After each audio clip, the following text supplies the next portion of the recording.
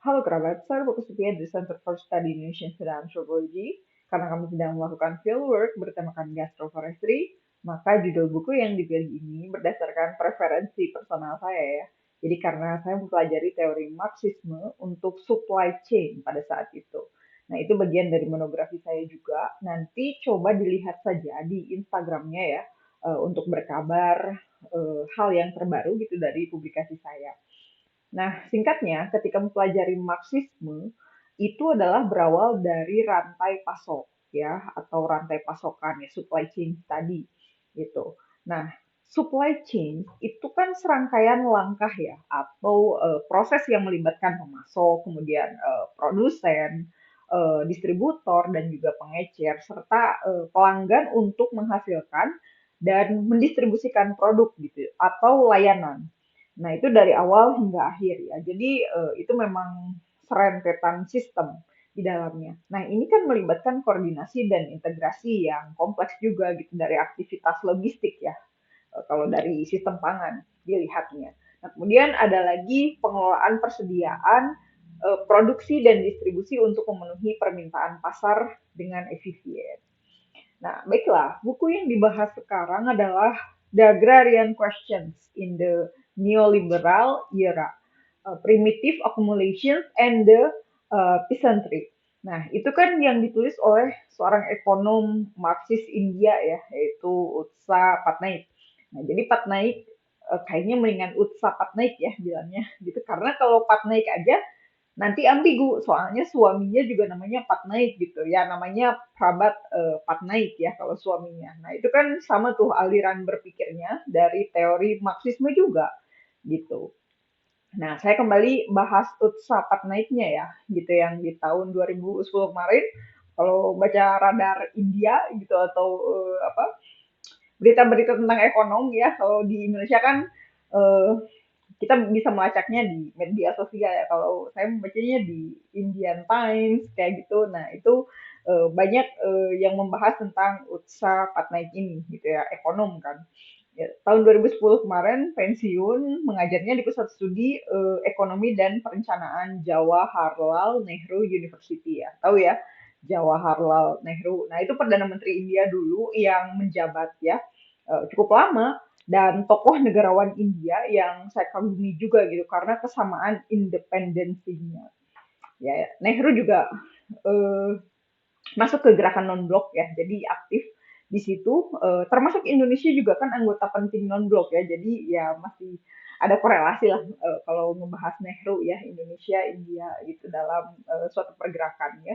Nah sebetulnya ada banyak nih buku-buku yang ditulis sama Utsa Patnaik ini gitu terkait pertanian.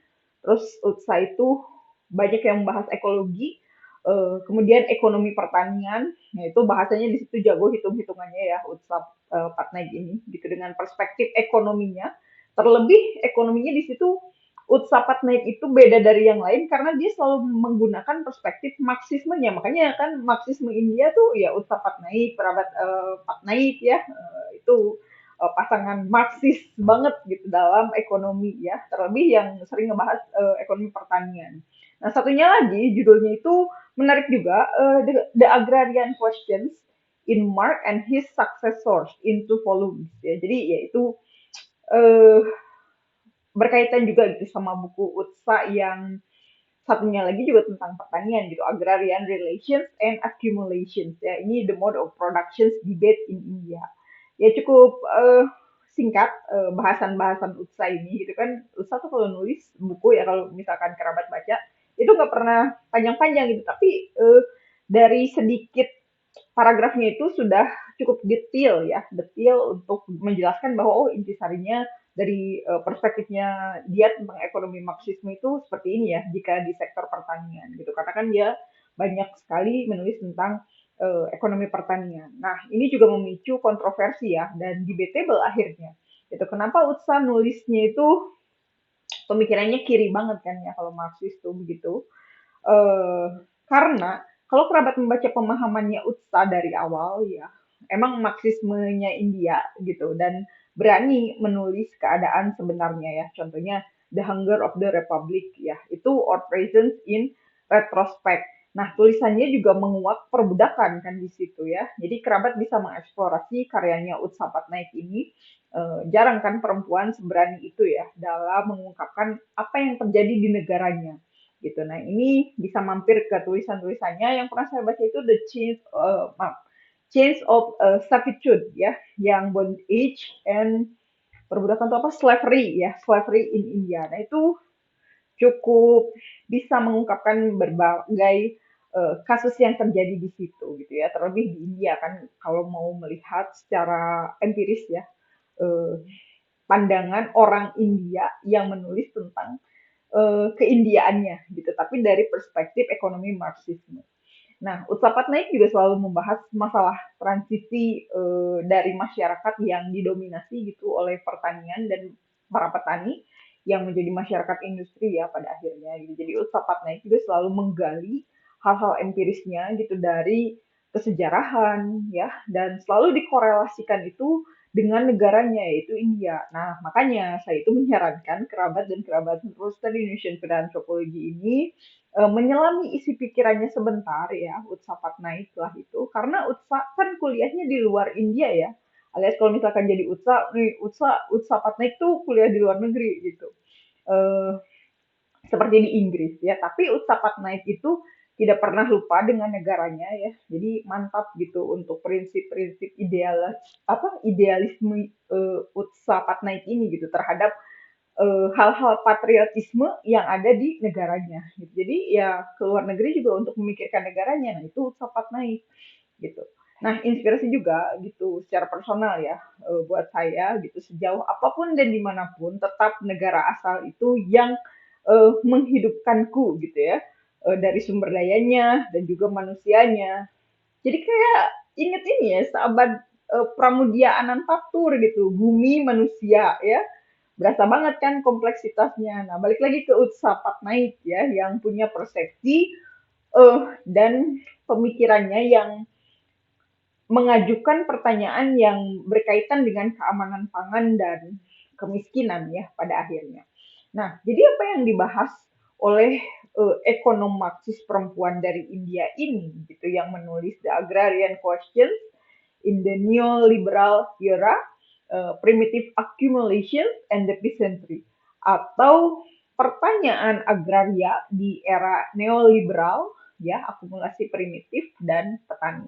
Nah, sebagai prolognya, eh, neoliberal itu perlu didefinisikan lebih jelas lagi gitu. Ya sering banget nih dengar kata-kata neo, neo, neo, tapi nggak tahu neo itu kemana gitu dan artinya apa gitu. Jadi kata neo-neo yang diikuti oleh peristiwanya itu mengartikan apa gitu. Semacam ada kebaruan yang terulangi lagi kan dari masa lampau nih gitu. Cuma beda penggeraknya gitu. Eh, tapi intinya kan masih sama ya gitu. Misal ini liberal, ada neonya, jadi neoliberal. Dan di sini ada kata yang sangat sensitif ya, bahkan sensitif sekali kalau di antropologi itu dibahas ya dalam menjelaskan kebudayaan. Ada kata primitif, tapi disebutkan etnisnya itu saat ini gitu atau tidak sesuai dengan apa namanya periode waktu yang disebut primitif. Nah itu akan hadir atau banyak ketersinggungan gitu yang menggambarkan keterbelakangan ya pada hal-hal primitif ini gitu. Nah secara singkat neoliberalisme itu lebih condong atau lebih mengarahkan pada deregulasi pasar ya gitu kemudian privatisasi kan ya kemudian neolib itu liberalisasi ekonomi, kemudian ketidaksetaraan struktural, adanya individualisme gitu. Terus satu lagi bukan konsumerisme, apa tadi? Konsumisme ya, itu juga sebutan yang lekat dengan neoliberalisme gitu. Jadi neoliberalisme itu bisa saja mencakup ideologi ekonomi ya. Diawali dari ideologi sendiri itu merupakan pandangan dunia. Jadi ketika bilang, wah kamu nggak punya ideologi, ya ideologi itu apa gitu? Ideologi itu pandangan atau perspektif ya, eh, persepsi terhadap dunia gitu. Nah ini ideologi ekonomi gitu dalam neolib ya atau neoliberalisme gitu yang menekankan deregulasi. Deregulasi sendiri adalah pengurangan regulasi pemerintah gitu dalam kegiatan ekonomi ya yang bertujuan untuk meningkatkan efektif atau efisiensi pasar gitu dan memberikan kebebasan kepada pelaku bisnis gitu ya. Banyak kan small scale bisnis ya, kemudian medium scale bisnis gitu. Nah, meskipun dapat menimbulkan kekhawatiran tertentu gitu. Kemudian neolib juga mencakup privatisasi ya. Yang disebut dengan privatisasi kan ya dalam antropologi ekonomi itu adalah transfer atau pindahnya kepemilikan atau bisa saja digambarkan dari kontrol ya atas sumber daya alam ya kepada sektor swasta ya. Kemudian dengan dampak yang kompleks juga terhadap masyarakat dan lingkungan biasanya itu ya yang jadi mayor ya mayor dampaknya tuh itu gitu dan liberalisasi pasar itu sebagai solusi sebetulnya ya untuk masalah ekonomi. Nah, sedangkan liberalisasi pasar ini ketika menelusuri pandangan antropologi ekonomi gitu atau antropologi pasar itu kan jelas ya menjelaskan proses pembukaan pasar kepada persaingan global pada akhirnya dengan mengurangi regulasi pemerintah gitu. Nah, ini mempengaruhi juga terhadap masyarakat lokal ya, kemudian mengubah pola konsumsi dan seringkali meningkatkan ketidaksetaraan ekonomi gitu serta dampak lingkungan yang kompleks. Nah, itu yang ditakutkan kan ketika ada neolib. Nah, ini contohnya ya, yang saya rasakan saja, nggak usah jauh-jauh. Di lokasi fieldwork, Gastroforestry Project, itu terlihat peningkatan harga tanah ya akibat investasi asing atau adanya korporasi yang besar gitu yang dapat mengakibatkan pengusiran petani lokal dan kesulitan akses terhadap lahan bagi komunitas miskin atau komunitas yang marginal ya. Seperti itu. Nah, sementara perusahaan multinasional itu memperoleh keuntungan yang besar gitu dari neolib ini. Nah, meningkatkan juga ketidakadilan ekonomi di tingkat lokal ya. Jadi akibatnya kan produknya udah skala industri ya. Jangan harap ada ekonomi kerakyatan di situ kalau udah ada skala industri. Karena harga-harga suatu produk dan layanan itu akan ada kelas-kelasnya. Eh, Terasa sekali kan oleh kerabat gitu. Coba aja ketika mau naik transportasi publik jarak jauh, katakanlah itu kereta atau travel ya, itu kan ada kelas-kelasnya. Kelas ekonomi, eksekutif, mewah ya, atau luxury. Nah, itu kan dengan harga dan pelayanan yang beragam gitu. Nah, di situ sudah beda perlakuannya gitu. Dimana kalau mau nyaman, enak, dan ada harganya gitu, pasti akan ada kata ketidakterjangkauan gitu untuk kelas-kelas tertentu. Ya paling bisa terjangkaunya ya kelas biasa gitu atau kelas ekonomi gitu ya. Coba sekarang sistem pangan terlihat sekali bukan gitu. Nah, tadi pagi saya habis goes ya eh, ke daerah suburban, kemudian agak ke desa dikit ya atau kampung lah gitu. Nah, itu tadi pagi belanja buah-buahan lokal gitu yang nggak menarik kan dilihatnya, pada jelek kan ya atau ugly food ya kelihatannya gitu atau ya emang tidak menarik secara display gitu. Nah, itu kan harganya murah meriah gitu. Ketika saya datang ke supermarket beda lagi. Harganya sudah tidak bisa disebut murah oleh kebanyakan, bahkan oleh kalangan ekonomi yang pendapatan menengah, versi dinas sosial ya. Jadi sekarang itu ada hal-hal baru ya untuk mendefinisikan orang mampu gitu secara ekonomi ya. Ini perspektif antropologi pangan juga dan antropologi ekonomi yang memandang status sosial dan kemampuan seseorang. Nah, jadi belum tentu orang yang pakai segala macam gitu lolos disebut dengan golongan kaya ya atau golongan mampu. Nah, itu dampak liberal pasar ya. Bagaimana dengan neolib atau neoliberalisme? Pertama, itu ideologi ekonomi yang mendominasi kebijakan pertanian global. Nah, ini menghasilkan industrialisasi pertanian gitu yang menyebabkan penggusuran petani ya dan kerusakan lingkungan. Neolib juga mendorong privatisasi sumber daya alam gitu ya, menghasilkan ketidaksetaraan ekonomi dan juga meningkatkan tekanan komersialisasi ya terhadap budaya lokal. Itu jangan salah ya pasti ada. Dalam ekonomi sendiri, hal ini kan menciptakan ketidakstabilan pasar gitu dari meningkatkan apa hal-hal ekologis gitu ketika ada neolib. Nah, neolib itu berkontribusi pada degradasi lingkungannya gitu melalui eksploitasi sumber daya tanah ya, kemudian air untuk keuntungan ekonomi semata gitu. Jadi bodoh amat ketika itu sudah jadi komersil, ya tidak ada penanganan-penanganan pembangunan ketika dampaknya itu terasa oleh masyarakatnya gitu. Misalkan adanya industri ya, air kan jadi kotor ya. Itu bodo amat, pokoknya masyarakat kalau misalkan mau beli air bersih atau mau mendapatkan air bersih ya harus punya uang gitu. Nah, airnya yang dulunya sebelum ada industri itu kan bersih, bening. Setelah ada industri, airnya jadi kotor dan masyarakat sekitar itu akan didorong untuk membelinya gitu ya. Nah, itu kan permainan-permainan pasar gitu. Nah, itu kenapa harus ada analisis dampak lingkungan ya terhadap hal-hal yang mau dibangun, kemudian harus ada site plan ya, ada perencanaannya juga gitu. Kemudian ada eh, ini ya yang sering terlupakan oleh korporasi itu komunikasi budaya ya terhadap masyarakat lokalnya gitu ya. Mereka juga harus tahu ini tujuannya seperti apa, roadmap-nya ya, perencanaannya itu bagaimana gitu. Kemudian jika terdampak bagaimana evakuasinya, bagaimana mitigasinya. Nah, itu yang harus eh, di apa sering didiskusikan gitu, bahkan dievaluasi bersama. Nah, kemudian neolib juga di sini mencakup ketidaksetaraan struktural. Dari neolib itu kan menciptakan ketidaksetaraan ya. Apa yang dimaksud dengan ketidaksetaraan struktural? Nah, ini kalau misalkan minjem pakai perspektifnya antropologi lagi, ketidaksetaraan struktural itu adalah pola ketidakadilan gitu yang terkait dengan struktur sosial, ekonomi dan juga politik masyarakat yang merugikan kelompok tertentu. Nah, itu kapan-kapan lah ya bahas kemiskinan struktural. Itu yang ditulis sama siapa? Yang bersaudara sama Maslow tuh yang psikolog Oscar Lewis ya, itu juga antropolog Amerika yang sering bahas kemiskinan gitu ya. Karena dirinya juga miskin gitu, nggak terlalu miskin sih, tapi ya menengah gitu lah. Kadang dia ada duit, kadang enggak. Nah itulah gitu ya, gitu. On off kalau kalau teman-teman atau kalau kerabat ini bilang gitu, ya beda bukan dari golongan-golongan itulah gitu. Nah, jadi itu Oscar Lewis itu antropolog Amerika yang sering bahas kemiskinan, soalnya dirinya memang bukan dari golongan orang kaya gitu, macam Malinowski kan ya atau Ruth Benedict ya itu mah antropolog bermodal ya punya punya kekuatan dari finansial gitu.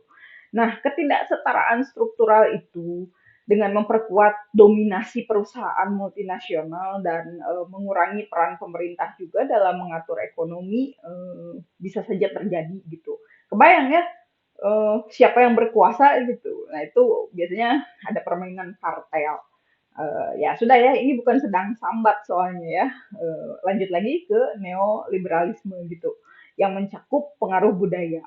Nah, pengaruh budaya itu bisa mempromosikan individualisme ya, di mana individualisme itu menekankan kebebasan individu kan, adanya pasar bebas, kemudian adanya tanggung jawab pribadi juga atas kesuksesan dan kegagalan. Kemudian mengarah pada konsumisme gitu. Jadi konsumisme itu budaya belanja ya dan mengonsumsi barang-barang secara berlebihan ya bisa juga melahirkan kebiasaan impulsif. Jadi yang dimaksud dengan impulsif di sini maksudnya pembelian barang tanpa pertimbangan yang matang gitu. Jadi latah gitu ya. Ingin selalu beli gitu. Itu impulsif namanya. Biasanya itu spontan ya, panas gitu kan kalau dalam kultur sosial ya gitu. Makanya godaan-godaan ke pusat belanja itu kan awalnya lihat-lihat ya atau window shopping lah kita kenalnya.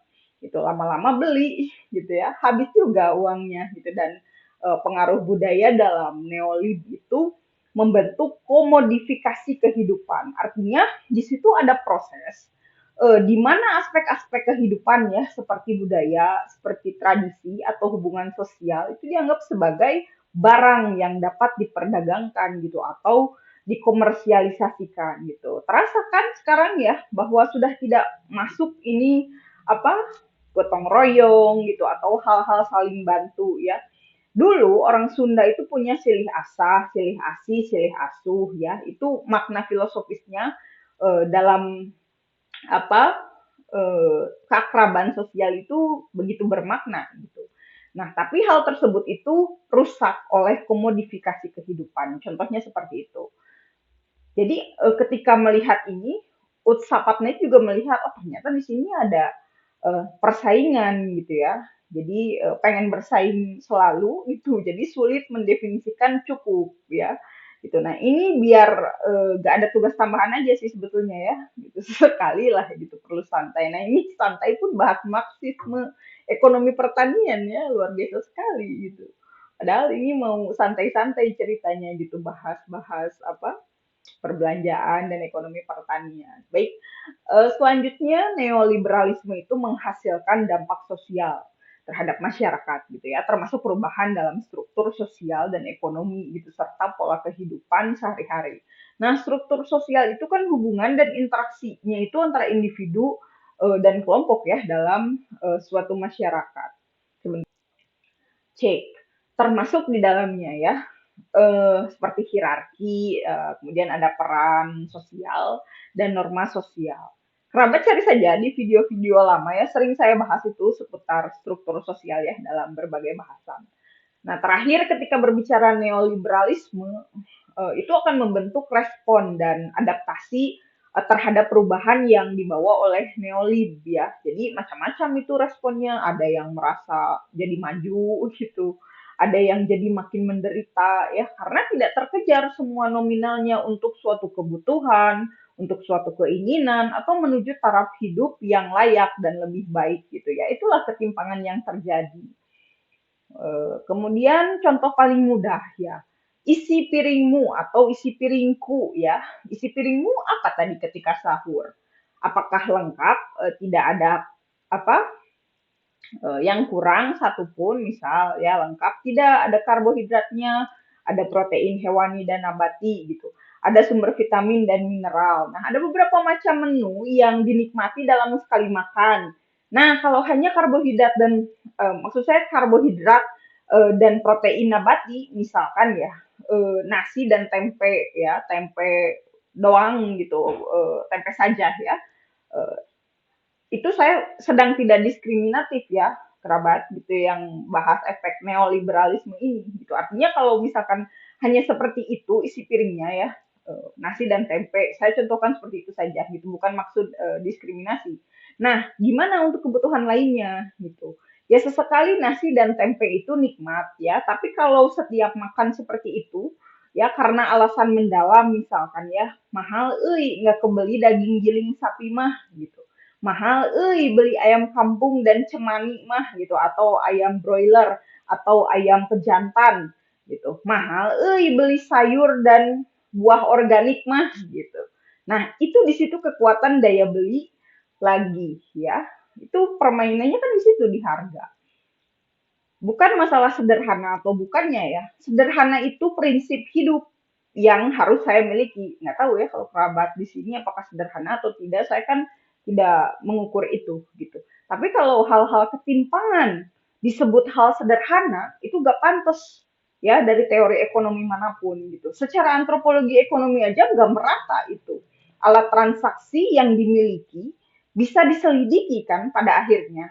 Apakah upahnya kecil? Upahnya tidak mencukupi buat beli kebutuhan primer atau emang selalu habis? Yang selalu habis langsung kan dipakai judi. Itu mirisnya kondisi saat ini. Itu judi ya itu menyasar kepada siapa saja yang punya ponsel dan berinternet gitu. Ngeri ya. Itu cikal bakal neolib juga gitu.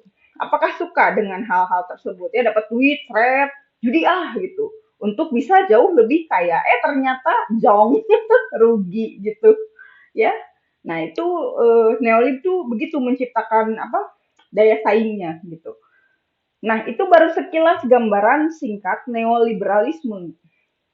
Kemudian yang dimaksud dengan akumulasi primitif itu lebih kepada proses pengambil alih ya, pengambil alihan sumber daya alam dan kekayaan komunal ya oleh kekuatan eksternal misalkan ya itu seringkali melalui kolonisasi ya kolonisasi dan balutan luarnya itu apa kolonialisasinya gitu. Jadi selain berkoloni dia juga ada unsur-unsur kolonialisasinya ya penjajahan perbudakan yang gitu-gitu atau pembangunan kapitalis gitu, yang menghasilkan pemusatan kekayaan dan juga ada penindasan terhadap kelompok-kelompok marginal atau petani tradisional. Nah, sedangkan primitif dalam antropologi itu lebih tepatnya pada antropologi budaya ya. Kerabat, ini saya sudah terhubung dengan kerabat. Ya, untuk mengkonfirmasi ya. Sedangkan primitif itu dalam antropologi ya, lebih tepatnya antropologi budaya dan satu lagi antropologi sosial itu. Terima kasih bantuannya. Nah, mendefinisikan kan ya primitif itu kehidupan tradisional masyarakat ya sebelum industrialisasi. Nah, sementara pandangan lokal itu bisa mencakup konsep kearifan lokalnya gitu atau hal yang dianggap kuno, obsolet gitu ya atau usang ya itu seringkali diomongin ya kuno, obsolet, usang gitu ya antara itu. Tambah lagi satu lagi lawas. Nah, sekilas era industrialisasi itu dimulai pada akhir abad ke-18 ya dan mencapai puncaknya pada abad ke-19 itu di Inggris sebelum menyebar ke seluruh dunia. Jadi periode ini dikenal sebagai revolusi industri gitu dengan banyak sejarawan yang menempatkannya sekitar tahun berapa ya? 1760-an sampai 1800-an ya. Tidak tahu puluhnya berapa. Jadi sehingga masyarakatnya itu dikenal dengan masyarakat yang berfokus pada produksi massa ya dan teknologi industri ya. Itu industrialis itu seperti itu. Mau nggak? Ya di situ nggak akan ada kebun, nggak akan ada ya minim lah gitu. Adapun disuplai atau dipasok ya. Nah, lantas apa yang ditulis oleh Utsa Patnaik dalam bukunya yang berjudul The Agrarian Questions in the Neoliberal Era, ya, Primitive Accumulations and the Peasantry, atau pertanyaan agraria di era neoliberal, akumulasi primitif dan kelompok petani. Nah, isi buku ini hanya ada dua bagian utama ya. Itu yang bagian pertama itu ditulis oleh Utsa Patnaik ini gitu dan kedua dibahas oleh Sam Moyo ya. Ini Sam Moyo itu aktivis tanah ya dari Afrika. Ya tepatnya itu di Zimbabwe ya. Zimbabwe gitu. Lain kali lah ya ini bahas Sam Moyo perasaan ini karena Sam Moyo ini di sini ya dalam buku ini itu tidak greget marxismenya gitu ya. Nggak sesatir Utsa Patnaik gitu. Perasaan ini yang Sam Moyo itu lain kali ya dibahasnya.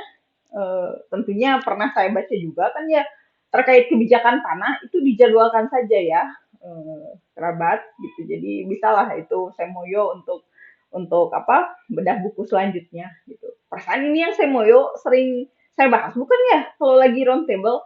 Nah ini kan apa antologinya ini yang Reclaiming the Land. Bukan ya? Masa sih? Yang reformasi tanah dalam penyesuaian struktural di Zimbabwe. Kayaknya sebentar. Kayaknya saya sudah pernah buat presentasinya ya pas essay yang saya tulis itu tentang Semoyo, bukan Semoyonya, terinspirasi dari tulisan Semoyo gitu ya. Konflik tanah sepetak dua petak, lama-lama berkotak-kotak. Nah itu yang essay saya itu ya. Nanti saya coba cari lagi ya gitu. Kalau misalkan kerabat mau baca gitu. Itu refleksi Semoyo dalam reformasi tanah dan lahan di Zimbabwe gitu. Itu sepertinya sudah ya. Nah kalau sudah, tolong jadwalkan bahas itu saja gitu di bedah buku selanjutnya ya. Baik, ini maaf ya terhubung ini banyak terkoneksinya. Saya pakai TWS. Jadi baik kembali pada tulisan Utsa Patnaik ini itu membahas pada bagian pertama ya seputar pertanyaan agraria dalam neoliberal gitu tentang standar hidup negara maju dan tanah negara berkembang ya. Jadi Utsa Patnaik ini juga mempertanyakan apakah terjadi revolusi pertanian di Inggris gitu. Kemudian kesalahan dalam teori Ricardo ini seru nih. Kemudian ada biaya tinggi yang tidak dapat diterima dari perdagangan bebas gitu hingga akumulasi primitif baru dan pertanyaan tanah saat ini ya. Masuk bahasan ke pertanyaan agraria dalam era neoliberalisme. Nah, diawali dari pemikiran tentang pertanyaan agraria gitu dalam perayaan tahun ke-50 kemerdekaan Tanzania ya oleh Julius Nyerere. Nah, itu Julius Nyerere itu Perdana Menteri dan Presiden pertama Tanzania gitu. Jadi ia mendapatkan kepala negara Afrika pertama ya eh, Tanzania ini gitu yang mengundurkan diri tuh, kepala negara juga berani mengundurkan diri. Afrika tuh, Tanzania gitu secara sukarela ya. Jadi kalau misalkan ada konflik apa-apa terus masyarakat tuh nggak mendukung, turun ya, mengundurkan diri gitu. Jangan bertahan, bertahan mah pada cinta ya. Ini kalau misalkan kerusuhan, negara kalau udah hancur atau ada konflik-konflik terus masyarakat secara mayoritasnya itu udah nggak mendukung ya, atau udah nggak enakan nih sama pemimpin ini, ya udah turun. Nah ini Julius Nyerere itu begitu, dia mengundurkan diri secara sukarela ya kalau misalkan ada konflik apa-apa. Di Indonesia gimana? Itu jauh sendiri ya gitu. Nah, hal ini kan memantau perjuangan ya untuk masyarakat yang adil dan egaliter. Jadi ketika dibilang egaliter, masyarakat seperti apa? Egaliter itu mengarah pada kesetaraan. Ya, itu kan dari Perancis tuh bahasa-bahasa yang gitu ya. Egaliter itu menekankan pentingnya perlakuan yang adil dan sama untuk semua orang tanpa memandang perbedaan latar belakang, status sosial. Ya emang yang kayak gitu-gitu akan menjadi ketimpangan pada akhirnya ya jika tidak seragam atau tidak sama atau tidak setara, ya itulah pikirkan sendiri ya. Di tengah dominasi kepemimpinan, kepentingan keuangan global, nah kebijakan neoliberalisme itu menekan belanja publik ya, membuka pasar gitu bagi perdagangan dan arus modal, serta menyerang petani dan tanah mereka. Dampaknya merugikan jutaan orang miskin di dunia selatan ya, gitu, dengan krisis agrarianya yang memburuk ya, termasuk di Indonesia juga kan, tapi nggak dibahas sama Ut Sampat Naik ya. Perlunya perjuangan baru juga untuk mempertahankan kemerdekaan dan memperjuangkan keadilan sosial eh, secara garis besarnya gitu. Nah, dalam kritik terhadap agenda neoliberal ini termasuk oleh penulis progresif juga ya. Jadi ada kritik juga ini tentang neolib gitu. Kegagalan teoretis juga dalam menghubungkan modal keuangan dengan krisis agraria di negara berkembang juga menjadi hal yang menarik dibahas. Nah, sejarah itu mendukung hal-hal neolib ya ternyata. Tapi di sini juga sejarah menunjukkan bahwa krisis keuangan itu tidak pernah terjadi ya tanpa adanya krisis agraria sebelumnya. Nah, itu berarti kalau misalkan ada krisis keuangan, berarti emang sektor pertanian yang lagi bobrok ya, memang sektor pertanian lagi rusak. Kenapa jadi nggak connect ke situ? Nah, usaha partner itu kayak gitu, pengen ngasih pesannya gitu. Ini misalkan ada krisis keuangan nih, banyak inflasi kan gitu, saham-saham turun gitu. Ya itu karena dari awalnya krisis agraria gitu, adanya konflik berarti yang tidak selesai-selesai gitu, atau tidak ada pemulihan yang minimal dibenahi gitu ya, sektor pertaniannya atau sektor agrarianya. Gitu. Nah, pengurangan belanja publik oleh pemerintah gitu, kemudian disarankan oleh pusat keuangan pada saat itu. Nah, Utsa Patnaik ini melihat pusat keuangan itu di Inggris waktu itu ada Treasury Inggris gitu ya, telah menyebabkan apa, penurunan investasi gitu, menyebabkan stagnasi ya terhadap ekonomi gitu, dan bahkan penurunan PDB per kapitanya gitu. Jadi krisis agraria itu berdampak pada krisis global pada akhirnya, dari suatu negara, dari suatu daerah gitu ya, ditekan terus gitu, akhirnya melebar. Ya seperti luka nih, ini kan luka terus aja ya, bukannya disembuhkan gitu, tapi dia melebar gitu secara sporadis. Wah, jadi gede gitu ya. Nah, itu kan banyak pertanyaan-pertanyaan yang diajukan juga gitu. Krisis agraria sudah pasti berdampak pada krisis global, namun jarang diakui secara konseptual. Nah, itu bebalnya gitu, atau itu keras kepalanya gitu ya. Jadi pertanyaan yang diajukan tentang dampak kebijakan deflasi keuangan eh, pada produksi dan permintaan serta efek liberalisasi perdagangan terhadap petani di selatan itu bagaimana gitu. Nah, diingat kembali ya kerabat, deflasi keuangan itu penurunan umum harga aset dalam perekonomian ya. Kalau inflasi itu kebalikannya, kenaikan umum harga aset dalam perekonomian.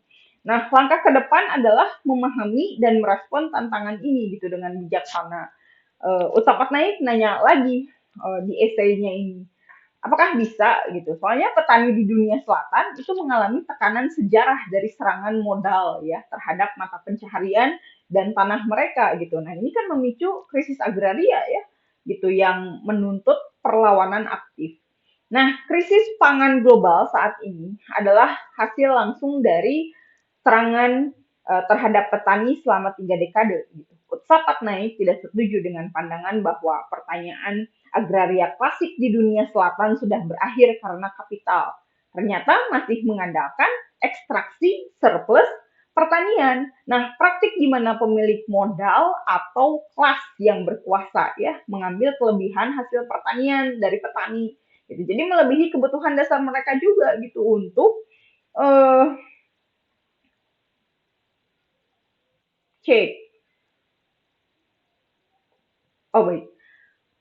Tadi melebihi kebutuhan dasar mereka ya untuk keuntungan pribadi atau kepentingan industri. Nah, proses ini terjadi melalui pengaturan harga gitu yang merugikan petani pada dasarnya ya atau dengan mengeksploitasi petani melalui sistem sewa tanah yang tidak menguntungkan. Nah, di sini adanya akumulasi modal itu terjadi gitu. Jadi ketika surplus pertanian dicoba diekstraksi gitu dan diarahkan ke sektor-sektor non pertanian kan ya emang dasar gitu seperti industri atau perdagangan gitu. Kemudian ekstraksi surplus pertanian tadi seringkali memperparah ternyata ya pada ketidaksetaraan ekonomi antara petani dan kelas modal, kemudian menyebabkan kemiskinan dan ketidakstabilan di wilayah agraris. Saya jadi nanya lagi, ini pengambil kebijakan bisa nggak mengambil kebijakan yang bijak gitu atau ada alternatifnya ya? Itu kan ketidaksetaraan ekonomi di sini dengan agraria. Nah, kemudian perdagangan bebas dalam pertanian memperkuat ketergantungan internasional ya pada pertanian yang diolah oleh petani lokal. Nah, transisi petani dari subjek pasif gitu menjadi aktif itu adalah momen penting dalam konjungsi ekonomi dan politik ya. Nah, harusnya saat ini juga terjadi ya seperti itu gitu, tapi kan ya banyak konflik lah. Kemudian Utsa Patnaik itu membahas standar hidup negara maju dan lahan negara berkembang. Gitu. Jadi pandangan yang keliru mengenai revolusi pertanian sukses di negara maju ya saat ini telah dipromosikan secara luas oleh sejarawan di universitas bagian utara. Bagian utara ini merujuk pada negara-negara maju ya atau industri lah di belahan utara dunia ya seperti Eropa Utara atau Amerika Utara. Nah, itu kan mengabaikan ketergantungan impor yang tinggi terhadap produk primer dari koloni ya dan tanah tropis yang dikuasai sejak awal adanya transisi di Eropa ya. Berarti kan ini mengarah ke industri modern berarti ya. Nah, sebelum menguasai wilayah-wilayah global ya global berapa ini global ketiga ya yang terletak di daerah subtropis dan tropis dan memulai kembali sistem perkebunan yang berbasis tenaga kerja paksa ya dan kemudian berbasis kontrak juga yaitulah kontrak farming ya. Bahan makanan utama di Eropa Utara itu ternyata terbatas gitu dan tidak memenuhi kebutuhan konsumen. Nah, diingat lagi kerabat bahwa revolusi pertanian itu selalu mengarah pada perubahan besar ya dalam sektor pertanian yang mengubah tata cara produksi. Nah, itu nanti revolusi pertanian saya kayaknya ada artikelnya, tolong dibantu nanti ya, ini tautannya ditaruh di box deskripsi ya. Nah, kemudian Utsa Patnaik juga menyadur hal penting dari bukunya seorang ekonom. Gitu. Jadi ini antropologi ekonomi sering membahas kajiannya ya, terlebih kalau lagi bahas development studies ya. Ya, kita ingat kembali ada William Arthur Lewis atau W.A. Lewis. Kita bilangnya ekonom Lewis ya. Gitu. Jadi buku yang menjadi referensi Utsa Patnaik itu Devolution of the International Economic Order. Isinya apa? Nah, isinya Lewis itu bagus kalau nulis apa hal-hal ekonomi ya terlebih ekonomi internasional gitu. Jadi dalam ekonomi tertutup, ukuran sektor industri itu adalah fungsi dari produktivitas pertanian. Gitu. Jadi pertanian itu harus mampu menghasilkan makanan yang surplus, ya, bukan defisit, gitu. Dan bahan mentah yang dikonsumsi di sektor industri, gitu. Dan juga keadaan sejahtera para petani memungkinkan mereka menjadi pasar bagi produk industri. Nah, ciri khas revolusi industri itu pada akhir abad ke-18 ya, dimulainya di negara dengan produktivitas pertanian tertinggi. Contohnya adalah Britania Raya atau Inggris yang sudah memiliki sektor industri besar. Namun, negara-negara dengan produktivitas pertanian rendah seperti Eropa Tengah ya atau Eropa Selatan, kemudian ada Amerika Latin atau Cina gitu itu memiliki sektor industri yang relatif kecil dan progresnya ya kata Lewis lambat yaitu contoh-contohnya gitu apalagi Asia kan ya. Wah, Asia kan kemarin juga ada involusi pertanian ya dari Clifford Geertz ya, silakanlah dibayangkan apakah sekarang juga masih ada neo-neoan kayak gitu. Nah kemudian Lewis itu menyatakan bahwa produktivitas pertanian di Britania Raya itu jauh lebih tinggi dibandingkan daerah tropis ya dengan hasil gandum pada saat itu tercatat 1.600 pon per akre ya pada tahun 1900-an lah gitu. Jadi sementara di daerah tropis hanya sekitar 700 pon per akrenya ya. Nah, itu jauh beda setengahnya bahkan lebih ya gitu. Namun perbandingan semacam itu kan mengandung kesalahan juga gitu menurut Utsapat Naik karena produktivitas terutama lahan ya itu tidak memiliki makna tanpa dimensi waktu gitu. Jadi di daerah tropis ya tanaman juga dapat diproduksi sepanjang tahun menghasilkan lebih dari satu tanaman dalam setahunnya seperti biji-bijian, kemudian ada kelompok kapas ya atau sayuran. Nah, meskipun negara maju juga telah mengalami perubahan teknis, India itu masih menghasilkan lebih banyak hasil pertanian ya daripada Amerika Serikat. Ya menunjukkan produktivitas lahan tropis itu ternyata lebih tinggi. Nah, coba ingat kembali ya, kita sedang ada di negara apa? Indonesia ya. Indonesia itu tropis atau bagaimana? Harus produktivitas lahan tropisnya tinggi alias apa surplus tadi gitu. Sekarang gimana? Harga pokok murah tidak? Kan berarti itu tidak surplus ya. Itu harus dipertanyakan juga, jangan diam-diam aja gitu, jangan mau aja dibodohi gitu ya. Harus protes gitu karena lahannya tropis, tropis surplus, ingat itu. Jadi ngegas ya harga beras lagi mahal soalnya gitu dan itu banyak kelompok-kelompok yang tidak bisa menjangkau itu ya. Bahkan ada upah yang di bawah harga beras gitu ya. Upah kuli angkut di pasar ya itu nggak nyampe ke harga 1 kilogram beras. Nah di situ Sapat Naik juga melihat secara jeli ya. Enak aja nih India tuh tropis lahannya gitu ya. Masa defisit gitu harusnya kan surplus gitu. Jadi harus harus menguntungkan gitu untuk negara dan untuk masyarakatnya gitu ya atau untuk bangsanya. Nah, Utsapadna itu ekonom yang cerdas. Cik. Baik saya lanjutkan lagi ya. Jadi tadi itu sampai yang produktivitas lahan tropis yang lebih tinggi. Nah, terkait dengan itu ya, ada juga klaim bahwa negara-negara utara itu telah mengalami revolusi pertanian yang sukses juga gitu sebelum revolusi industri ya karena pada saat itu revolusi industri tidak tahan uji ya ketika diselidiki secara cermat. Nah, negara-negara tersebut juga agresif terhadap pemasaran terbuka ya, kemudian terbuka juga untuk berkompetisi ya untuk menguasai tanah tropis ya yang sangat beragam untuk menghindari pembatasan pertanian dalam industrialisasinya. Nah, kemudian membahas apa yang terjadi pada saat revolusi pertanian gitu ya. Apakah memang betul-betul terjadi revolusi pertanian di Inggris kan dipertanyakan ya dalam buku ini gitu. Nah, analis terhadap pertumbuhan tanaman pangan dan populasi yang penting gitu pada revolusi pertanian dalam kesejahteraan apa ya kayak berkaitan tidak gitu dengan penelitian yang menunjukkan peningkatan produksi sereal di Inggris selama abad ke-18 ini gitu ya meskipun peningkatan populasi juga terjadi di situ. Nah, namun data yang menunjukkan penurunan output per kapitanya itu setelah pertengahan abad ke-18 gitu. Jadi terutama selama periode perang ya itu pada saat itu gitu dan perbandingan antara dua seri populasi yang menunjukkan variasi dalam laju pertumbuhan. Gitu. Jadi di situ ada satu penurunan yang lebih besar daripada sektor lainnya.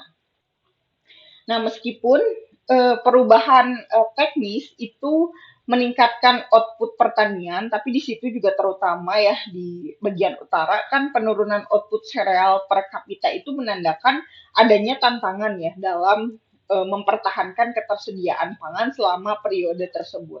Nah, jadi ada keterlibatan para penulis yang optimis juga di situ melihat output per kepala dan menganggap bahwa secara keseluruhan pertanian Inggris itu terus mampu memberi makan populasi yang lebih besar gitu ya dengan memadai. Nah, mereka juga mendukung posisi Overton. Waktu itu ada kayak sebuah perdebatan ya, itu kan biasa ya kalau dalam apa rencana-rencana dan kegiatan-kegiatan think tank forum ya seperti itu. Nah, di sini juga ada posisi-posisi dan ada hal-hal yang didebatkan gitu ya kayak FGD tapi ini mencakup eh, apa ya yang datangnya itu banyak gitu ya. Makanya di situ ada posisi-posisi ya. Kemudian ada yang pro, ada yang kontra ya, kemudian ada yang wah kemana nih gitu netral, gak jelas begitu. Nah itu ada dukungan-dukungan pada pencetus-pencetusnya. Salah satu di sini ada yang mendukung posisi Overton ya bahwa revolusi pertanian itu adalah kenyataan pada abad ke-18 gitu. Namun ada banyak kesimpulan yang memang bertentangan yang dilihat dari penulis di sini. Itu intinya pertumbuhan populasi pada periode tahun 1700 sampai 1750 ya lebih lambat daripada pertumbuhan output pertanian gitu. Tetapi pada tahun 1750 hingga 1850 pertumbuhan populasi itu meningkatkan secara signifikan ya sementara pertumbuhan output pertanian tetap stabil. Nah, berdasarkan analisis populasi misalkan dan output pertanian berarti di situ bisa disimpulkan kan bahwa penurunan signifikan dalam produksi gandum ya misalkan atau komoditas yang lain ya katakanlah itu serealia lain dan output pertanian per kepala antara tahun 1750 sampai tahun 1800-an kan di Inggris. Nah, meskipun terjadi sedikit kenaikan setelahnya, tetap saja kan pada tahun 1850 itu output per kepala tetap lebih rendah daripada satu abad sebelumnya. Nah, penelitian-penelitian lain juga dirangkum di sini gitu yang melihat perubahan terutama terjadi pada paruh kedua abad ke-18. Jadi saat itu adalah saat transisi ke pertanian kapitalis ya yang sedang berlangsung gitu ya meskipun ada perbaikan lah pada pertanian gitu kemudian melihat adanya peningkatan output yang tidak mampu memang mengejar laju pertumbuhan populasi gitu. Nah, itu kan meningkatkan akibat ya penurunan output per kepala juga gitu. Kemudian di sini membahas juga tentang kesalahan dari teori Ricardo ya, the fallacy of Ricardo's theory. Nah, itu kalau nah kayaknya saya bahas sekilas dulu ya, itu yang kerabat tentang teori Ricardo ya gitu. Karena kan ini langsung studi kasus ya di bahasanya. Jadi sekalian nostalgia lah ya gitu sama antropologi ekonomi lah gitu. Jadi saya mendapatkan itu antropologi ekonomi itu mengambil course ya tahun 2015 lah gitu biasa jalur workshop antropologi akses terbuka gitu jadi ya kayak kuliah umum. Nah sekalian mengingatkan teori keuntungan Ricardo ya mengingatkan lagi nih bahwa teori keuntungan Ricardo itu menyatakan bahwa saat upah real meningkat teori tersebut melihat keuntungan real itu menurun karena pembagian pendapatan ya antara keuntungan dan upah. Nah itu yang menjadi kata kunci.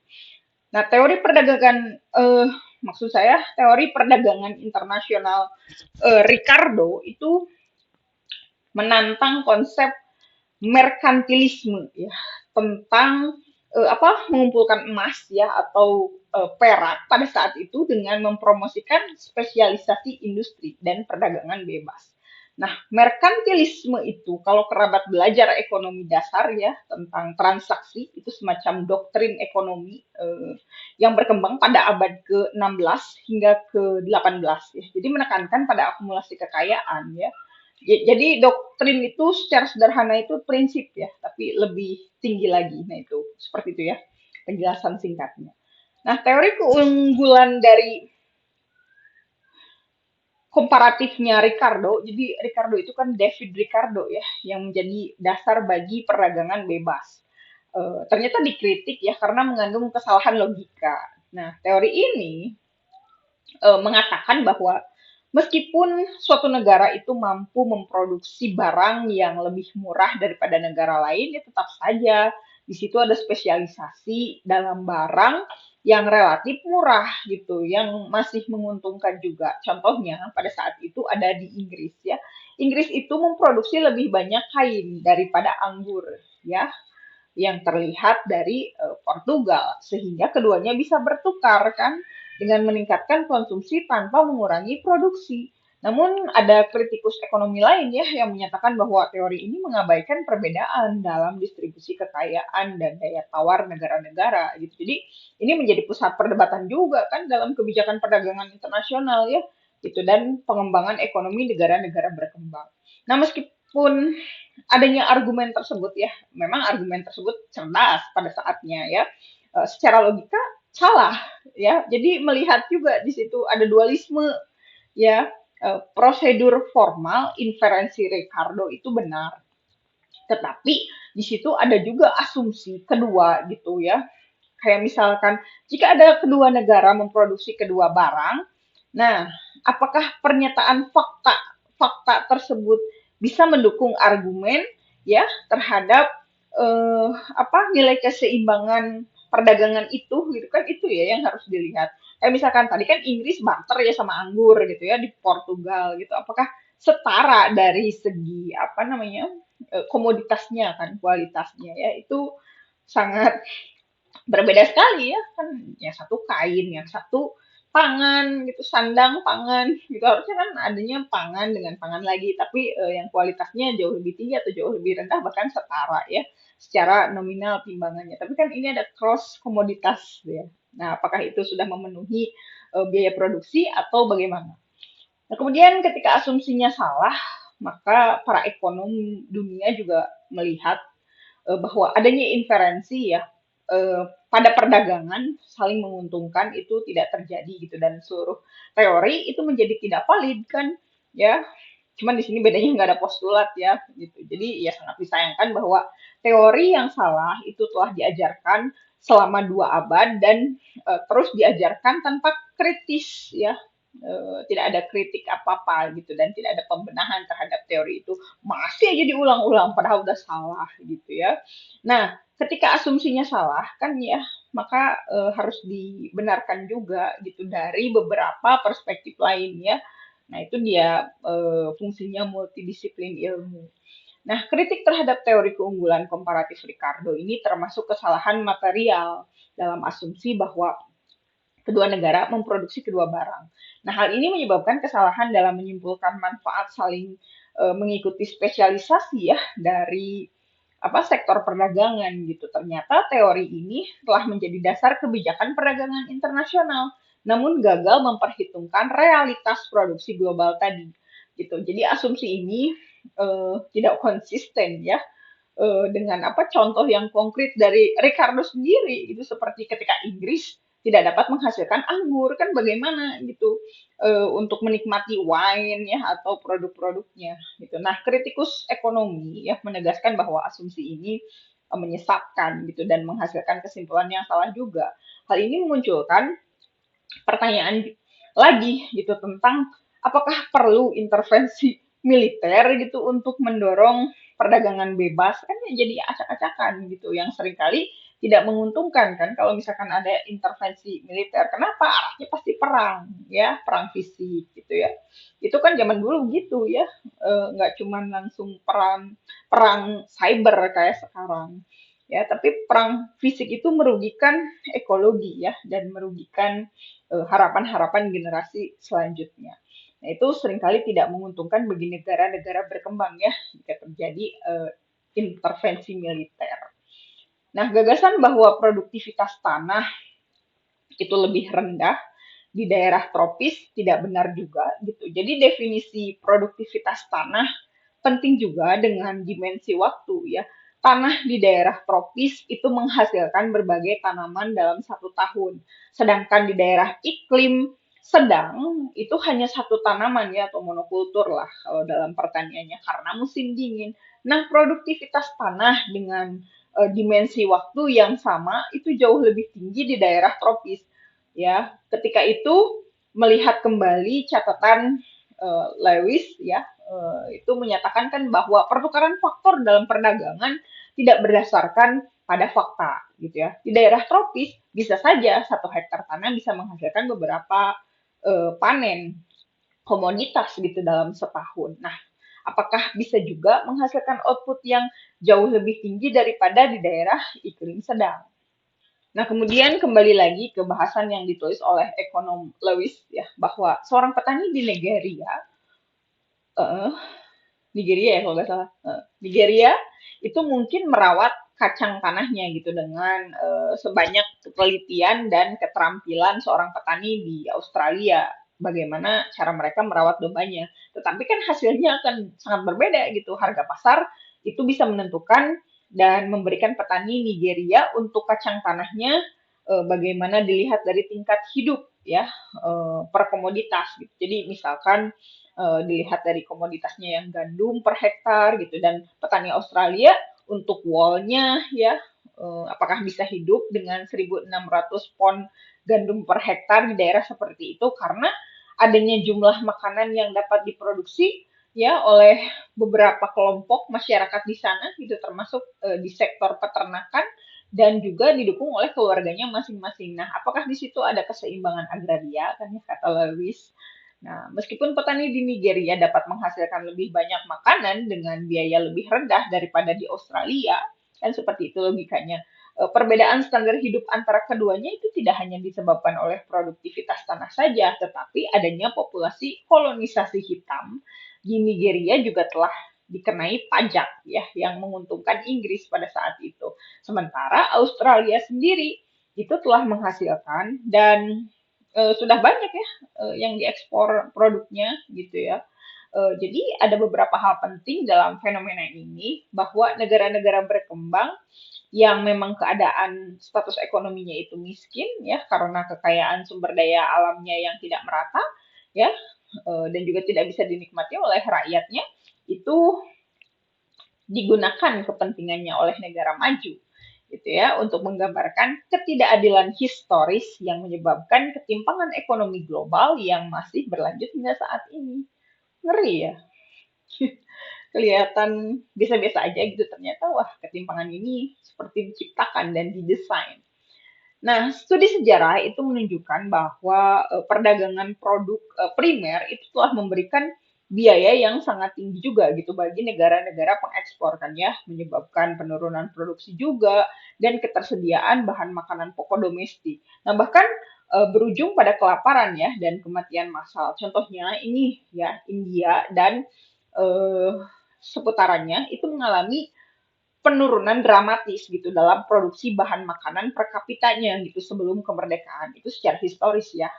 Eh, Meskipun ada peningkatan setelahnya, adanya kebijakan liberalisasi perdagangan itu telah membatalkan kemajuan tersebut di India, membawa India kembali ke tingkat output per kapita tahun 1950-an gitu ya bisa dibayangkan ya banyak yang kelaparan, banyak yang kekurangan pangan ya, semuanya mahal dan semuanya terbatas ya dan hanya yang bisa berdekatan dengan kolonial yang bisa merasakan manfaatnya ya. Ditambah lagi ada sistem kasta ya di India itu. Nah, sedangkan di Afrika terlebih di sub-Saharanya itu adanya program apa kayak program penyesuaian ekonomi dan perdagangan ya waktu itu perdagangan bebas yang telah mengakibatkan penurunan produksi makanan pokok juga ya atau staple food. Nah itu kan sementara pada kondisi saat itu tanaman ekspor juga berkembang pesat ya. Ini juga mengindikasikan hubungan yang terbalik antara produksi untuk ekspor dan ketersediaan makanan lokalnya. Nah, sekarang melihat ke reformasi ekonomi yang terlalu dipaksakan oleh lembaga keuangan internasional itu telah mengubah konsep keamanan pangan yang sesungguhnya gitu dari eh, hal-hal sufisiensi ya katakanlah itu self sufficiency ya di situ timbul kayak macam ketergantungan gitu pada impor dan menyebabkan penurunan asupan kalori juga gitu per kapita ya karena ini dilihat dari statistik ya ditulisnya gitu kemudian hal ini juga berdampak pada banyak negara berkembang. Nah, dengan menghapus sistem distribusi bahan makanan pokok domestik, bagaimana banyak negara itu menyerahkan kemandirian mereka gitu. Kemudian mengulangi kesalahan yang sama seperti zaman kolonial yang menyebabkan penurunan standar gizi juga gitu. Jadi ingat kembali di sini kerabat bahwa ada reformasi memang harus bisa menjamin perbaikan sistem masyarakat. Nah, ke situ ya prinsipnya. Kemudian melihat negara-negara maju gitu, berupaya keras kan membuka ekonomi perdagangannya di negara-negara dunia selatan ya, didorong oleh kehilangan pasar ekspor pada saat itu, yaitu dari komoditas gandum. Di mana gandum itu kan runtuh juga ya komoditas itu, sistem pasoknya gitu. Setelah runtuhnya perang-perang di Uni Soviet ya pada tahun 1990-an. Nah, kemudian adanya model spesialisasi ekspor. Itu juga terlalu dipaksakan ketika melihat dari perspektif neolib ya pada negara-negara berkembang yang telah mengakibatkan penurunan keamanan pangan bagi mayoritas penduduk. Banyak gitu janji peningkatan pendapatan ekspor ya dan akses ke pasar global. Apakah di situ terbukti? Ya terbukti, tapi di sini terbukti menyesatkan. Hasilnya ada penurunan signifikan dalam output sereal per kapita di negara berkembang. Nah, sementara output tanaman ekspor itu meningkat pesat. Nah, kondisi ini kan dipicu ya oleh kebijakan perdagangan yang terlalu memprioritaskan ekspor dan menekan produksi pangan domestik. Jadinya di situ menyebabkan peningkatan ketidakseimbangan pangan global. Sedangkan melihat dari perspektif atau kondisi Cina pada saat itu, kebijakan ekonomi liberalisasi terlebih pada perdagangan dan ekspor tekstil itu menyebabkan penurunan lahan juga gitu untuk tanaman pangan. Ya meskipun menjadi importir kapas ya Cina itu terlebih kapas mentah terbesar, produksi sereal per kapita jadi turun tajam mencapai datanya ya yang digunakan di sini adalah 168 kilogram dari 210 kilogram antara tahun 1990 sampai tahun 2003. Nah, itu kan turunnya daya beli akhirnya ya, yang secara massal itu memperparah situasi juga, terlebih di sektor perdagangan. Nah, dengan protes masyarakat pedesaan, eh, terjadilah akumulasi 80.000 kasus per tahunnya ya dari kebijakan ekonomi liberalisasi ini. Nah, kemudian membahas juga di sini tentang kegagalan untuk memahami signifikansi penurunan produksi bahan makanan ya. Jadi ini diawali dari kesalahpahaman juga gitu yang meluas di kalangan ekonom tentang penurunan konsumsi sereal per kapita gitu dengan meningkatkan pendapatan negara. Nah, ini memusingkan juga sih bahasan ini ya. Ya meskipun banyak gitu yang percaya bahwa peningkatan pendapatan itu akan menyebabkan penurunan konsumsi sereal langsung. Nah, ada beberapa data, misalkan dari Organisasi Pangan Dunia ya atau FAO. Nah, dan juga pertanian eh, dari kayak program strategisnya PBB lah pada saat itu. Ternyata menunjukkan sebaliknya. Nah, seiring meningkatnya pendapatan, adanya keberagaman ataupun diversifikasi makanan yang menuju produk hewani itu meningkatkan permintaan sereal juga gitu sebagai pakan ya. Nah, ini udah mulai diganti-ganti nih fungsinya. Sereal kan untuk pangan ya, untuk manusia gitu makanan yang akan diolah nantinya sekarang dipakai pakan ya. Jadi ada dua fungsi atau dui fungsi di situ ya. Makanya di situ akan rebutan kan dengan spesies lain ya kalau dijadikan pakan ya kecuali berlebih kan atau surplus. Nah, sehingga total konsumsi sereal naik.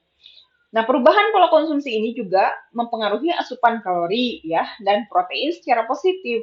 Nah, di sini adanya tekanan terhadap kesalahpahaman yang telah disebabkan kebijakan yang kurang tepat itu mengarah pada ketidakseimbangan dan ketidakadilan dalam pertumbuhan ekonomi ya pada akhirnya.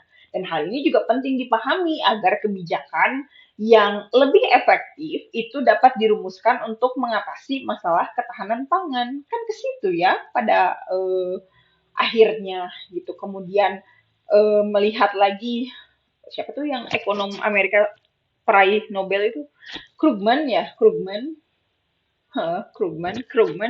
ya, itu penerima Nobel ya, untuk bidang ekonomi perdagangan internasional ya. Coba kerabat cari lagi, ini saya belum keburu ininya apa, mendefinisikan ekonomi ini gitu, tapi ya pernah dapat Nobel kan gitu. Ternyata tidak memperhitungkan perubahan buruk ya dalam distribusi pendapatan gitu. Akibatnya kan kebijakan fiskal yang terjadi ya, itu merugikan pendapatan yang disarankan oleh institusi pada saat itu ya, di pemerintahan India. Di sini sudah disebutkannya oleh penulis, jadi saya berhak menyebutkan institusinya. Nanti coba kerabat telusuri ada sengketa atau peristiwa apa ya di institusi Bretton Woods gitu yang diimplementasikan ternyata oleh pemerintah India setelah tahun 1991 ya. Nah, ini juga mengakibatkan depresi di sektor pertanian yang belum tentu bisa pulih dengan cepat gitu ya. Ada berbagai data survei sampel nasional yang menunjukkan penurunan mutlak dalam konsumsi produk hewani ya, dalam komoditas sereal juga yang secara langsung selama periode reformasi ya, dan akhirnya menyebabkan penurunan asupan energi dan protein. Sedangkan pada tahun 2008, meskipun produksinya baik, ekspor bahan makanannya juga meningkat. Di sini juga ada kelaparan ya yang turut meningkat juga karena harga pangannya melonjak. Di sisi lain ya produksi terus gitu, tapi kan harganya terus naik gitu. Nah itu kan nggak ke susul ya sama daya beli masyarakatnya juga gitu. Nah itu mengurangi daya beli pada akhirnya. Nah persepsi bahwa India menderita kelaparan itu semakin bertentangan ya dengan kenyataan gitu. Jadi ada yang mau menerima fakta ini gitu, ada yang bodoh amat gitu, atau ya gak apa-apa lah gitu, cuman kelompok-kelompok tertentu aja yang merasakannya. Hampir sama ya, di Indonesia juga kan sekarang sedang terjadi ya. Ada yang merasa mahal dengan kenaikan harga beras, ada yang biasa aja gitu. Itu kan hal yang eh, biasa gitu dalam keseharian. Toh keseharian juga sudah biasa beli yang jauh lebih mahal daripada 1 kilogram beras, tapi dia tidak ada empati sosialnya kan, oh bro-bro empati ya, simpati juga nggak ada gitu. Makanya nggak terlalu banyak protes gitu, nggak terlalu sama ya kebutuhannya. Kan ada yang makannya setiap hari sereal gitu, gandum, mana peduli ya sama harga apa 1 kilogram berasnya berapa ya sebagai barometer.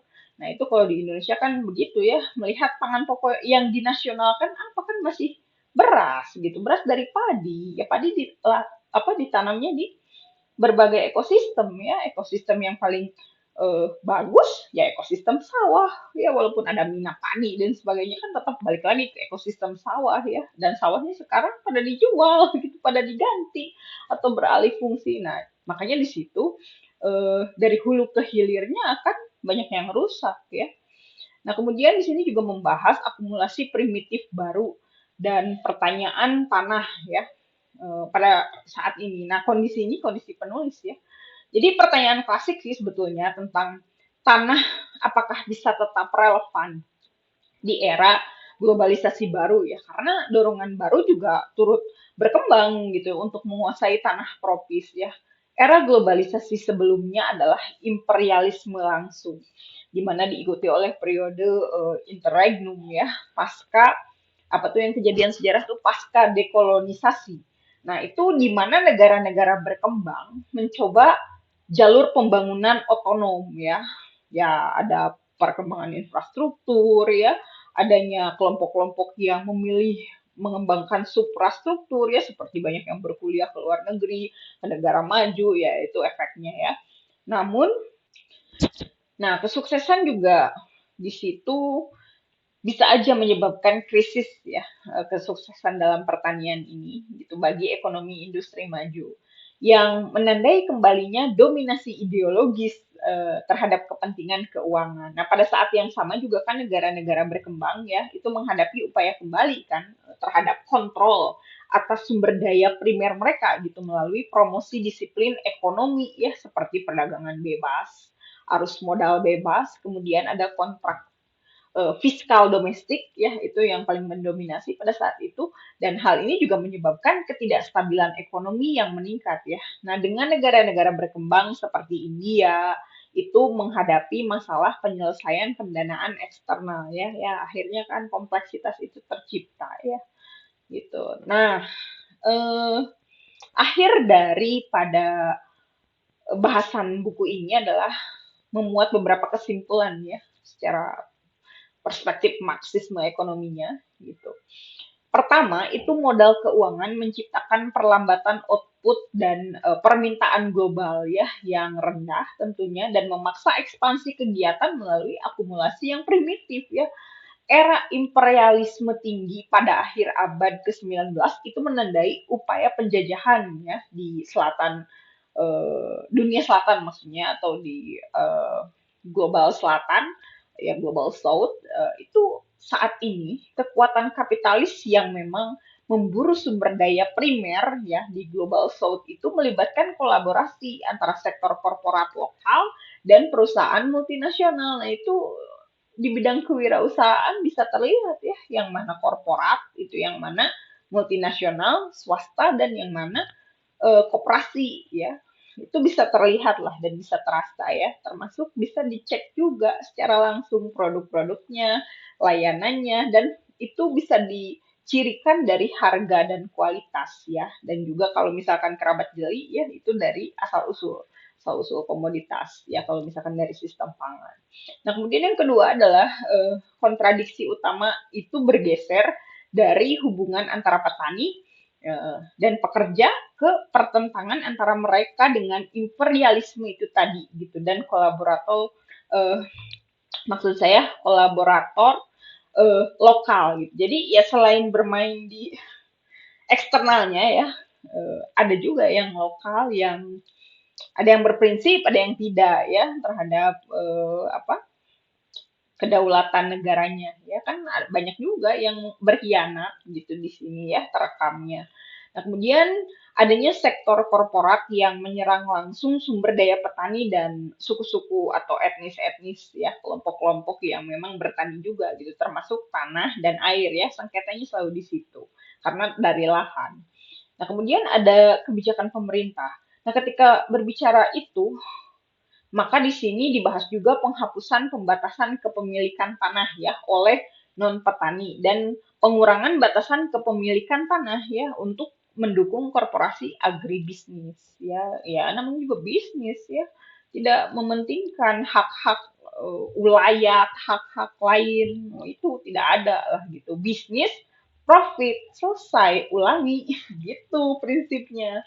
Nah, petani juga mengalami kehilangan tanah secara besar-besaran akibat hutang ya atau utang kemudian menyebabkan kemiskinan yang lebih dalam. Ya kalau misalkan udah ngutang ya harus ada yang bisa dibayarnya gitu. Jadi kalau misalkan nggak pede nih, jangan berani-berani ngutang. Nah itu dalam prinsip ekonomi juga begitu. Ada nggak usaha untuk menggantinya? Nah kalau misalkan nggak ada, dan nggak yakin untuk berkembang, jangan coba-coba karena itu akan langsung berdampak memiskinkan ke pelosok yang jauh lebih dalam gitu. Nah, itu di situ ingin mengatakan bahwa ketika kehilangan tanah secara besar-besaran ya namanya juga pekerjaannya bertani gitu, kegiatannya bertani. Dia mau secepat apapun pelatihan tidak akan bisa beradaptasi cepat ya untuk pekerjaan-pekerjaan lain. Misalkan ya petani-petani yang dahulunya menggarap berbagai ekosistem sekarang dipaksa untuk bekerja secara industri ya atau pekerjaannya itu jadi administratif gitu ya atau yang tidak melakukan kegiatan-kegiatan pertanian secara sederhana. Nah itu satu hambatannya adalah butuh eh, pelatihan secara intens gitu. Kemudian yang kedua biaya ya biaya hidup juga udah jadi berubah kan dulunya petani nih gitu atau buruh tani ya kegiatannya seputar itu saja gitu sampai panen dan pasca panen. Nah sekarang kan tidak bertani, jadi semua kebutuhan-kebutuhan itu harus bertransisi atau berubah gitu. Jadi tidak beli lagi aktivitas pertanian atau kebutuhannya ya, jadi random gitu, jadi segala ada gitu. Nah, di situ kan yang menyebabkan juga kemiskinan jauh lebih dekat. Itu kemudian melihat krisis agraria atau krisis agraris ya di sini gitu ya. Saat ini pada era-era mendekati modern begitu ya. Nah, itu kan hasil dari reformasi neoliberal yang dipaksakan dan liberalisasi perdagangan yang memungkinkan perampasan tanah ya oleh korporasi internasional dan nasional atau campur sari ya kan suka ada tuh kemitraan ya yang nasional iya, internasional iya, mitra gitu. Mitra tetapi merampas gitu tanah-tanah dari masyarakat lokal ya. Kemudian pemerintah. Pemerintah itu mendorong korporatisasi pertanian gitu ya mau tidak mau ya kan neolib. Jadi ada mengorbankan petani itu udah biasa gitu lah cuman 10 orang gitu ditindas saja, diselesaikan saja. Begitu pikirannya gitu kan korporatisasi gitu. Jadi mengorbankan petani untuk kepentingan modal, modal transnasional ya jatuhnya. Ini harus dibahas di multikultural ya. Gitu. Itu ternyata tidak mendukung pengembangan kapitalisme dalam pertanian gitu ya. Petani itu banyak yang terjebak dalam kontrak utang ya dan penyerahan hak atas tanah dan sumber daya alam yang juga di situ menimbulkan kemiskinan dan perlawanan yang tidak bisa menang ya pada saat itu. Jadi ya gitu, terjebak dalam kontrak utang ya karena ada berbagai tuntutan. Ayo teknologi pertanian itu dipaksakan kan petani itu nggak punya modal untuk mengakses alat-alat eh, yang jauh lebih apa canggih itu kan mahal ya tapi kalau misalkan secara tradisional mereka punya prinsipnya mereka terbiasa dengan itu dan memang berfungsi lama gitu kan ya ibaratnya tidak banyak modal. Nah sekarang kalau misalkan pakai traktor tentu perlu bahan bakar ya. Untuk membeli bahan bakar, petani itu harus punya uang. Sedangkan ketika membajak sawah dengan sapi atau dengan hewan ternak, ya katakanlah itu lembu, nah itu kan tinggal dikasih pakan ya. Pakannya sudah tersedia kan, sama ekosistem itu saling mendukung gitu. Nah di situ kan tidak keluar modal ya untuk transaksi bahan bakar gitu. Nah itu juga menjadi apa perhatian ya dalam hal ini. Nah, kemudian melihat perspektif Marxis ya tentang korporatisasi pertanian dan penyerahan tanah kepada modal transnasional ini bisa menguatkan pandangan bahwa memang benar adanya kapitalisme itu cenderung menguntungkan elit-elit kapitalis ya, sementara memiskinkan petani dan pekerja ya, pekerja serabutan, pekerja aja ya. Pekerja itu kan orang yang dikasih upah. Nah, Marxis juga di sini menjelaskan perlunya persatuan politik. Jadi, ya kalau misalkan politiknya dihancurkan, ya, atau politiknya itu dibuat apa bentrok ya sesama masyarakat kan seneng banget ya politik elit politik yang beruntung gitu mendapatkan kocoran-kocoran dana dari pemodal. Nah, pemilih pemilihnya ya pemilihnya itu sering diadu domba ya, diadu domba.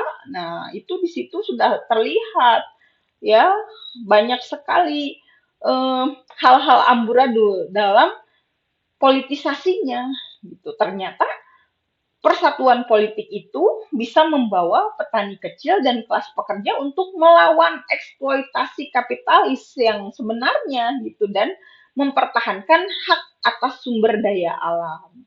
Nah, apakah ini sedang terjadi di Indonesia? Nah, kalau misalkan sedang terjadi, berarti ada neoliberalisme ya, bahkan lebih gitu. Silakan dirasakannya. Jika tidak dirasakan atau tidak terasa, oh berarti baik-baik saja Indonesia ini begitu. Tapi kalau misalkan sudah ada gejala-gejala, minimal dari protes pribadi lah. Kalau saya kan selalu merasa mahal di harga kuliner misalkan ya.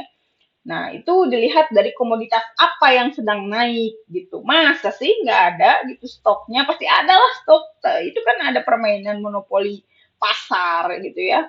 Permainan kartel, mafia-mafia pangan gitu. Kenapa itu tidak pernah menjadi konsentrasi bersama? Ya itu karena tidak ada gotong royong dan tidak ada hal-hal yang bisa didiskusikan gitu terhadap masalah-masalah publik ya. Nah, kalau misalkan di sini para antropolog ya bilangnya udah luntur kohesi sosial ini gitu ya. Artinya di situ tidak ada monitoring secara bersama. Ya udahlah, dia mau untung sendiri gitu, rugi sendiri gitu. Kalau misalkan mau gabung ya ikuti titah paduka kan begitu. Kalau di neoliberalisme ya semua disyaratkan gitu untuk menikmati sesuatu yang ditujukan. Nah, seperti itu sederhananya. Nah, kemudian mempelajari Marxisme dalam teori antropologi itu mengedepankan analisis yang kritis. Kan ya, makanya di sini ekonominya juga ya perempuan kan, perempuan kritis dari India. Nah, terus menuliskan fakta dengan data. Nah, itu jangan jangan merasa apa ya, merasa terintimidasi ya kalau misalkan dikasih fakta. Waduh, kok gini sih gitu ya. Fakta kan itu hasil olahan data. Apalagi kalau misalkan datanya data asli, data empiris ya, ada kuantitatifnya, ada kualitatifnya. Kalau misalkan diperlihatkan nih, ini data asli, begini hasilnya, faktanya ternyata pahit, ya itu harus diterima, bahkan harus diperbaiki. Nah, itu yang mengajak kritisnya di situ gitu. Nah, Marxisme itu kan mengedepankan analisis yang kritis gitu terhadap struktur sosial dan ekonomi masyarakat. Nah, yang paling tajam itu biasanya membahas konflik kelas ya, terus aja diadu gitu, si miskin, si kaya, si menengah gitu, si terbelakang, si gembel, itu seneng banget Marxisme di situ. Kemudian ada eksploitasi ekonomi ya, terus aja dibodoh-bodohi padahal komoditasnya sama. Kenapa? Berlaku di situ brand.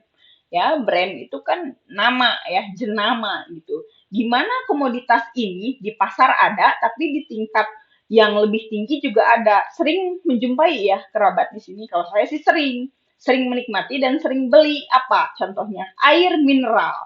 Nah, pernah kerabat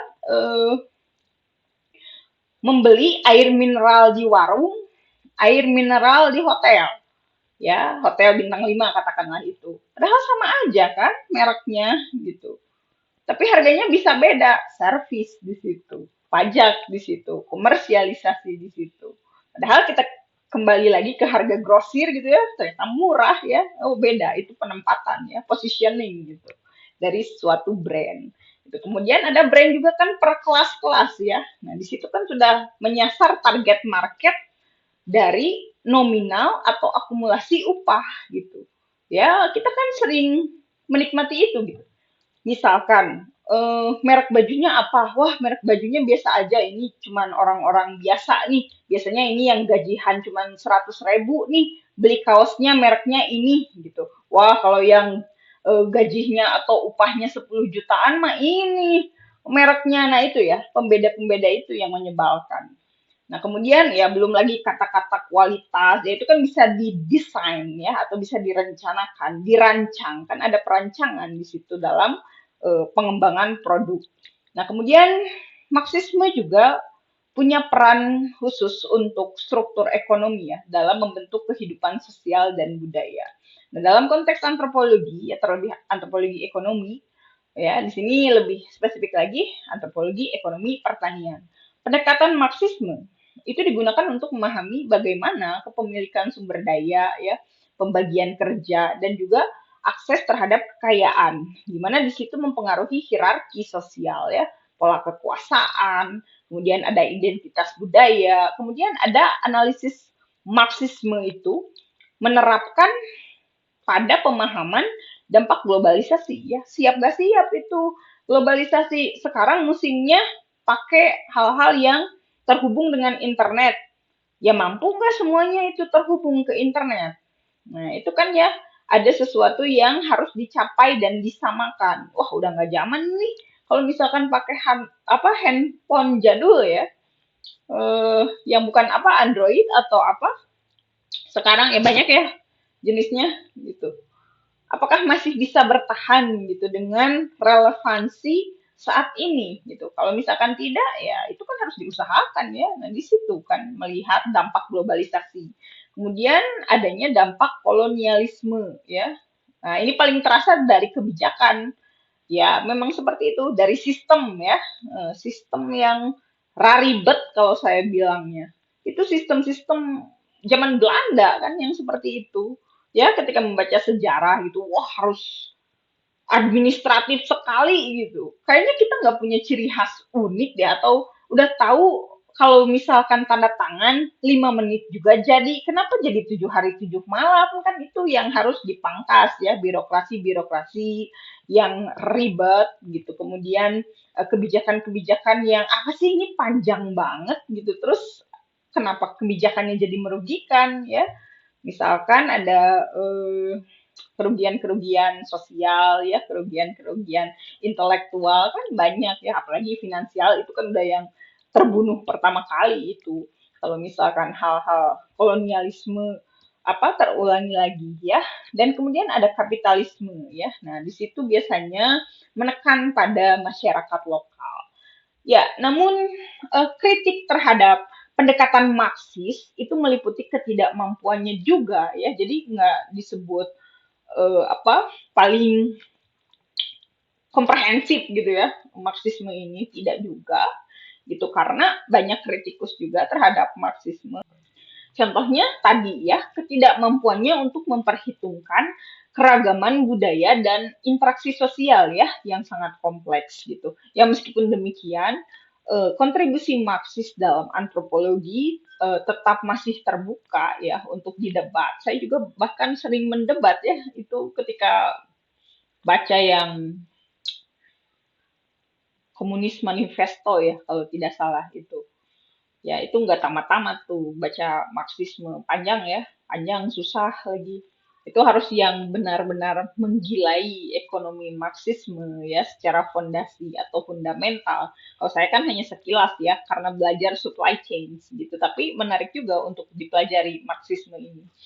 Ya, tadi itu Marxisme itu kan tidak mampu memperhitungkan keragaman budaya dan interaksi sosial yang kompleks.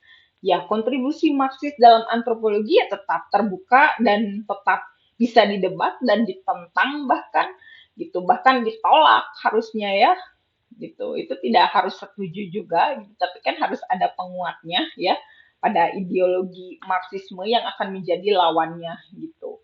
Yang paling nikmat itu mempelajari teori antropologi ya baik klasik, modern itu diambil dari beberapa kasus gitu dan itu dijadikan pelajaran bahwa jangan sampai di masa mendatang itu melahirkan apa dampak-dampak yang jauh lebih merugikan gitu ya untuk kehidupan manusia dari berbagai sektor yang sudah berantakan tata kelolanya. Nah, itu kan dalam memperluas pemahaman tentang dinamika sosial, kemudian dinamika ekonomi ya dan politik itu dalam masyarakat Marxisme bisa saja terjadi dan dinamis gitu, tidak statis gitu aja.